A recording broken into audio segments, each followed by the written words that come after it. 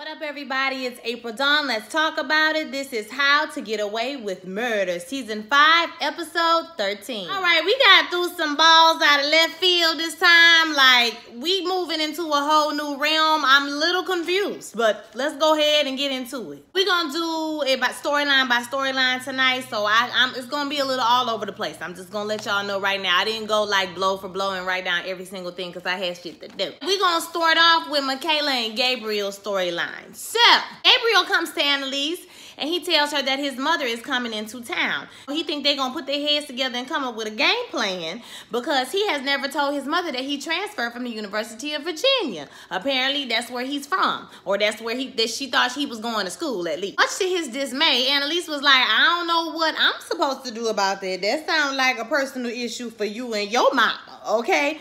I don't know. And he's like, okay, well, fine. I'm just going to tell her the truth. And, you know, when she come knocking at your door, don't be looking at me crazy. First of all, sir, you the one who brought your ass out here and lied to your mama about going to a school you don't go to no more. So, if anything, she going to be upset with you about that before she's upset with Annalise about anything. Now, you know, we already know she probably don't fool with Annalise because of everything that happened. But apparently, you know, the man was... Child, I'm going way too deep into it. Basically, I said all that to say, boy, go home to your house. Because that's what Annalise was like. Boy, go to your house. But Annalise, you know, being the proactive thinker, 2 steps ahead like she always is, she enlists Michaela to go to his house and try to convince him to get his mom not to visit. I kind of feel like if she wouldn't have been difficult, they could have just did this together. But, you know, who am I? Michaela take herself over to the house under the guise of she wants to be his study partner for the exams they have coming up in 2 weeks. Now, Gabriel clocks her as soon as she hit the door, okay? He's like, oh, Annalise sent you over here, right? Okay, yeah. She talks her way up in there, and she said, who you texting? And he was like, I'm texting Janelle. Bitch, you ain't texting no damn Janelle. First of all, you ain't got time to date nobody. Second of all, nigga, you been lying to your mama telling her that you dating Michaela, so boy, stop. You know, Michaela, she easily wavered, so that got her a little flustered, especially after he told her, well, I'm not staying here for you. I'm glad you think I like you that much.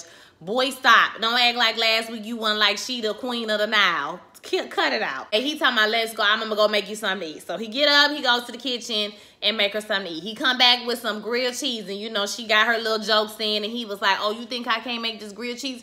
Girl, this is Gouda. This is motherfucking Gouda, bitch. This Parmesan, white cheddar, okay? Aged white cheddar on a brioche bun with butter, bitch, not margarine, okay? Country crock. Get into it. Taste it and enjoy. And Michaela was like, you know what? This is good. I like it. She asked him, why do he want to stay? Basically, he could have told his mama anything. He could have told his mama that he had, you know, exams to do and all of those types of things. Because like I said, he already knew that she had came over there because Annalise sent her over there. And so he was like, well, I don't want to lie to my mom. And then he said something about, you know, the reason, well, she was like, basically, you can transfer your ass back to where you came from after you lied to your mama, you know, and get her not to come. That's what she said. And he was like, well, I don't want to lie to her forever. And then she was like, well, why don't you want to transfer back to where you came from? And he was like, because he really wants to know what happened to Sam. He want to know how he died. And I ain't going to lie to y'all. I am over this storyline. Sam needs to fucking rest in the grave, bitch. We are tired of Sam ass. I like the actor that plays Sam. That's literally the only reason. Okay? But other than that, I'm tired of Sam ass, and everybody keep trying to find out what's going on with Sam. And Michaela is too, and she turns to him and tells him, hey, I don't know anything else. And he was like, I don't think that Wes killed Sam. Baby, Wes killed Sam. After Michaela pushed him off the balcony, he fell down, and then he tried to get up and rage against the machine, and Wes bust him upside the head with a statue. So Wes did kill him. That's just the tea. Wes killed him. Now, you don't know the reason why Wes killed him. It really was an accident. Well, it wasn't no accident, but you know what I'm saying. Like, he was trying, it was a lot of shit going on. It's some reasonings, okay, behind it. I don't know why he want to know everything, because it don't got nothing to do with him. And it's not because of him. It's not, you know, anything to do with him. But whatever. So he want to know what happened. And Michaela is like, listen, I know how you feel because you feel like part of you is this person and you want to learn about this person. But, you know, and then she tells the story about her father shooting her mother. We all know this story because she told it, I think, once before in the season 4, I think, or 3, when her mom was in town. But her father shot her mother when she was a baby. She was in the room when it happened because remember, she just told it again a couple of weeks ago when Laurel was talking about Christopher. And she says, you know, I'm responsible for me. You know, I don't have to deal with my parents' expectations or their issues or their problems. And, you know, I like it that way, you know. And so then he was like, oh, I see why Annalise sent you over here because you made up this whole story so we would stop talking about Sam. And I was like, really, bitch? Michaela was like, really, bitch? So I done poured my soul out to you. And you don't believe me? But y'all do be lying. I mean, y'all do be lying all the time. She jump up and she run out and he chased her down the stairs. He was like, okay, I'm sorry. You know, I apologize. And she said something, because I mean, the line that they gave Michaela was just a mess, child. Talking about, you call your mom, you tell her everything, and you tell her that Michaela Pratt would never be with her lame son. And I was like, child. Now, you know damn well in real life, a black girl would have been like, nigga. That was Michaela and, you know, Gabriel. Asher comes up the steps and he like, hey, man, what's going on, man? You know what I'm saying? What you said to her, man? And Michaela just rushed by him and he was like, hey, don't you close that door. Door closed on him, okay? Gabriel didn't pay his ass no attention. Later on, Gabriel is in his apartment, more than likely feeling sorry for himself and wondering about his deadbeat ass daddy. And who knocks on his door but Detective Blondie. And he like, bitch, what do you want? I tell you who killed your father for real, okay? But you just gotta return the favor. This time, Gabriel looked like he wanna know, you know, a little bit more, so he might turn to the dark side. But I think that this agent Toledo, first of all, she's suspended. She's not supposed to be working on this case at all, and she's still working on it. So, I don't feel like anything she come up with gonna be admissible or like she gonna try to slide it in or some shit gonna happen with the agent because she ain't doing things on the up and up, girl. Like, you not gonna be able to, you obsessed, sis. So it's time. I don't know what they're gonna do. But yeah, something gonna happen with Agent Toledo. So that was pretty much it for their whole storyline. There is a part where Michaela and Asher talk to each other and she's looking for her birth parents. And she says that, you know, Gabriel got her feeling like, you know, she not her whole complete self if she don't know who her birth parents are. And Asher just reassures her that she is the most whole person that he knows. And if she want to find her birth parents, that's great. If she don't, that's great too. I don't even know if he said that, but, you know, I'm just going to assume that's what all he meant. And he was comforting her and she was just like, I really miss us. And he was like, I know you too, bitch. But that's what you get for cheating on me. Okay. I want to see, like, that's a whole nother season. Her parents. Or her father, because he ain't shit. Okay, so that's a whole nother season right there. Laurel and the crew. So this week, Laurel and the crew spent most of the episode panicking and losing their shit. Okay, we have Connor and Oliver who are working together with Bonnie's help to get Oliver's computer away from the FBI. So they filing motions and whatnot. Now that we got the officer, what's her name? Torrizano, whatever her name is, Officer Blondie is suspended. So they're using that for a reason to get the, you know, to get the computer back. So the first time they go, Connor says, because I'm his husband, they have some of my stuff on the computer, you know, that's not under the warrant, basically saying the warrant is not valid and, you know, they don't have any scope for the warrant and all of that shit. And, you know, the judge go back and forth with him because he think he know every damn thing and it don't work. Oliver then comes up with a plan B. He goes into court very Oliver-like, okay? Every other word was respectfully. Respectfully this and respectfully that, okay? So he hacks the judge's account and finds out that the judge was at a wine bar the night she signed the warrant for them to take his computer.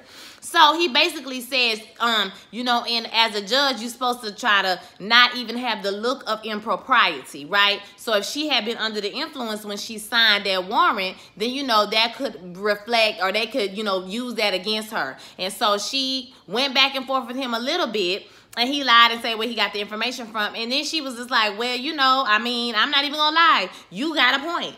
Okay, so I'm gonna go ahead and just deny this warrant. You can have your computer back. Plus, the FBI has had, you know, ample time with the computer. If they want to download some shit, they could have did it already. So, you know, I gotta hold myself to a high standard. And, you know, that is, girl. Okay, go ahead and get your computer back. They did good with that. I wasn't totally annoyed with Oliver this week. Good job, Oliver. Part 2 of that is Laurel basically losing her shit and getting on everybody's nerves like she normally do. I can't stand that hoe. At the beginning of the episode, she talks to Frank about her phone. Frank tells her he's going to help her out, and later on he does. And then she actually goes to the FBI agent. She meets with Agent Blondie and tells her the same thing. She wants her to help her find out who has been calling her her on the phone for the past few days. She thinks it's her mother, and, you know, she thinks that they may have put her mother in witness protection after the whole case. So, you know, Agent Blondie is like, you making a lot of assumptions, but some tells me that that's probably right. They probably did try to put her in witness protection. Like, you know, basically, you can have the deal that your teacher had, you know, I give you the information, but you got to give me some information. And so, you know, Laurel is contemplating this. So later on, you know, and then she said, when Agent Blondie said, I could give you the same deal your teacher was going to have, you know, Laurel automatically start panicking and losing it and shit, right? Like, I'm just going to turn her in before she turned me in. She was going to turn all of us in. She just jumped to 50,000 fucking conclusions, right? She don't even talk to Annalise. She don't even talk. She would just be off on a tangent, child, just doing dumb. She go back to the house. She talks to Frank about it because when she tells him to help her, she was like, was Annalise going to take the deal? And he was like, no, I mean, Tegan got the agent suspended. So, like, stop worrying about it. Like, no, ain't nobody going to jail, girl. You know what I'm saying? She don't pay his ass no attention. She basically goes and gets the blanket out of a bag, bloody blanket, and she puts it in another bag, and she about to leave. I said, how you going to let the people babysit your baby when you finna go turn all their ass in? And I'm telling you, Laurel is a dirty hoe. Laurel kissed the baby. She about to walk out the door, and Bonnie stops her and apologizes very tearfully for putting her baby in that situation. Bonnie said that when she was young that she never had adults to look out for her, so she feels like she could never forgive herself for putting that baby in a situation that he ain't gonna never remember, think about, or ever know about until y'all tell him every damn thing. I digress. She apologizes, and, you know, Laurel is like, you know, I know you can't forgive yourself, but I'll forgive you. And Bonnie's like, you don't have to do that, you don't have to do that. I feel like you can't just be like, I don't forgive myself and people forgive you, but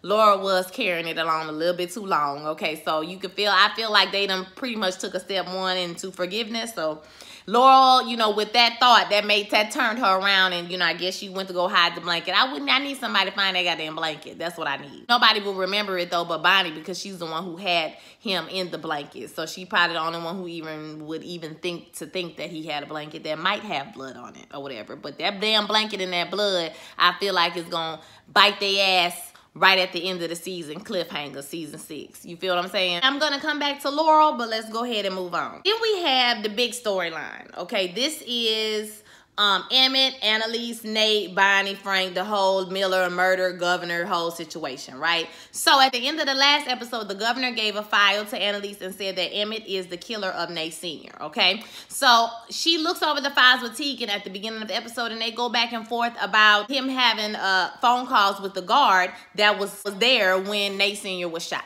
Annalise is very skeptical of all this evidence at first, but as her and Tegan go through it, she was like, you know, I don't know if he did it. Could he have did it? The governor could be lying to you. You did get played by her once, girl. I don't know. We need to figure out what page Emmett is on. So, you know, Tegan is like, well, basically, you know, he like you. Girl, put your outfit on and go ahead and go on a date with him so you can see what's popping. And so Annalise go in her closet. She put her red lipstick on. Shout out to Dineva. She put her outfit on. She get cute. She going on down to the job.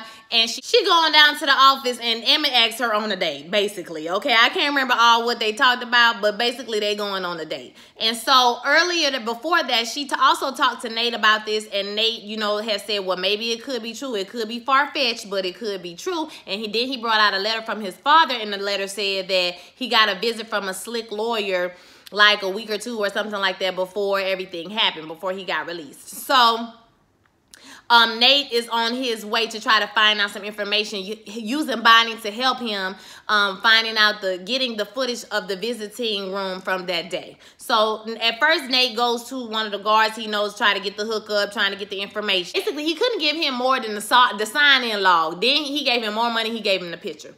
So the picture is from the back. It's grainy. It kind of looks like Emmett, but we can't really tell from the back. You know, we can't really tell who it looked like. So like I said, Annalise done put her outfit on. She done went out to the job. Emmett done asked her on the date. Tegan is brought into the office by Emmett and is asked about the email, the Jane Doe email that was sent. And he asked her, was she an informant and why somebody would be talking to her. And she said she thinks someone is trying to frame her. She would not be that stupid to be the mole or whatever for Antares. And she gets up to leave basically, and he tells her that he's looking for a job outside the firm. And she was like, what do you mean? And he tells her, between me and you, we gonna, you know, we just gonna keep it between me and you. I'm gonna run for governor. As soon as he said, you gonna keep it between me and you, she like, yeah, it's gonna stay right here, right here. And when they pan to her saying, girl, he is running for governor, girl, I was like, this is such an African-American moment. Okay, I love it. I think she Dominican. You know, I think she Dominican. But they had their homegirl moment where they're contemplating, okay, well, he running for governor. Okay, well, this could be his plan to keep him out of jail, to keep his information from coming up. Like, I still don't see what the motive was if he was running for governor, like what they had to do with Nate Sr. getting killed, whatever, unless he was just like a freak obsessed with Annalise. But, you know, hey, who knows? And she going there with Tegan and tell Tegan, I'm finna go on a date with him. And Tegan like, girl, what the fuck? She like, girl, was your idea? He was like, well, damn, I mean, shit. And she was like, listen, I found out from my contact at the governor's office that, or I'm finding out from my contact at the jail. Child, somebody should contact some goddamn way and then find his records, okay, his phone records, and they match what the governor showed you. Now, I want y'all to put that right there, okay? And we're going to come back to that in a minute. Oh, Annalise and Emmett go out on a date. And, you know, Annalise, she tried to play it cool, right? And it was like, you know, I don't want to make you nervous. And then he starts talking about, basically, she out him for running for governor. And he was like, well, I was going to wait to dessert to tell you, but I mean, I might as well go ahead and tell you now. And so, and then she starts asking him, do he have stuff to hide? And she just trying to get to know the real him. And I mean, she going in on him like he on the stand, okay? She was treating that nigga like a hostile witness. And he was like, this is why you coming at me like this? Are you intimidated by me? Or you don't want nobody to tell you nothing? That's why you accusatory towards me? Like, why you acting like this? Why do you act like this? And so he was like, I just don't understand you. And she was like, I totally understand you. And I was like, here you go with this angry black woman shit, girl. He ain't even do nothing. I'm looking at him like he ain't do shit. Okay, he ain't do nothing.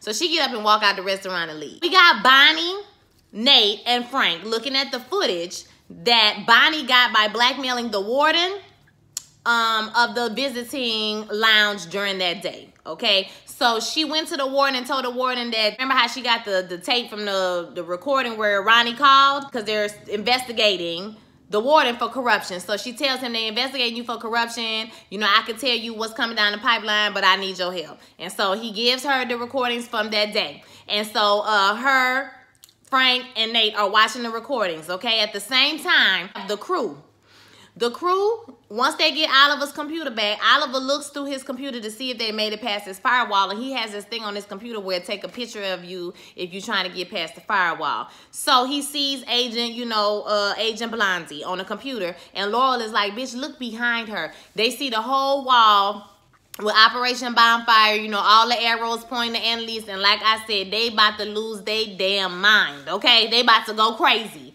So they immediately send this picture to Annalise. She answered the phone and she tell them, listen, okay, that don't mean nothing. If they had any type of evidence, we would all be in jail by now, right? So stop tripping. And they're talking about, you know, they gonna do that. You know how they do. We arguing like little brothers and sisters, aggravating ass kids and shit. So, you know, they arguing. While they arguing, the door, you know, she get a knock on the door. She opened the door and Emmett bust his ass through the door, honey, and he is pissed off. He said, let's get straight down to it. I did not kill that man. He like, what, bitch? What?